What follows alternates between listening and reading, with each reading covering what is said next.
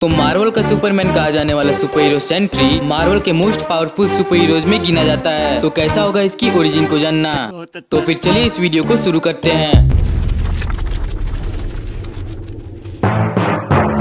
तो ये कहानी शुरू होती है प्रेजेंट टाइम में, जहाँ रॉबर्ट रेनॉल्ड AKA बॉब एक बुरा सपना देख के जाग जाता है। और जब उसकी वाइफ उससे पूछती है कि क्या तुम ठीक हो, तो वो बोलता है कि हाँ मैं ठीक हूँ। और वो वहाँ से उठकर अपने पास्ट के बारे में याद करने की कोशिश करता है, जिसमें उसे ये फील होता है कि वो सेंट्री नाम का एक सुपर हीरो था, लेकिन उसकी ये यादें थोड़ी धुंधली थी। और फिर वो अपने बुक शेल्फ में से एक बुक निकालता है जिसमें एक बॉटल छुपी हुई थी। और फिर रॉबर्ट उस बॉटल को निकालता है और अपने सुपर हीरो सेंट्री की यादों के बारे में सोचने लगता है। तो उसे ये धीरे धीरे याद आने लगता है कि ये सब की शुरुआत कहाँ से हुई थी। तो ये बात है 1960 की, जब रॉबर्ट एक आम इंसान था। तब उस समय US और कनाडा मिलकर एक डिपार्टमेंट के बनाते हैं, जिसमें वो सुपर सोल्जर सीरम को 1000 गुना ताकतवर बनाना चाहते थे। लेकिन बाद में गवर्नमेंट ने इस डिपार्टमेंट को बंद कर दिया और ये काम कुछ प्राइवेट कॉन्ट्रैक्टर को सौंप दिया। और जब रॉबर्ट रेनॉल्ड इन्हीं प्राइवेट कॉन्ट्रैक्टर के लैब में से गोल्डन सेंट्री सीरम पी जाता है, तो उसको पीने से रॉबर्ट में 1000 एक्सप्लोडिंग सन्स की पावर आ जाती है। और इस चीज को देखने के बाद गवर्नमेंट ने सेंट्री प्रोजेक्ट पे काम करना फिर से शुरू कर दिया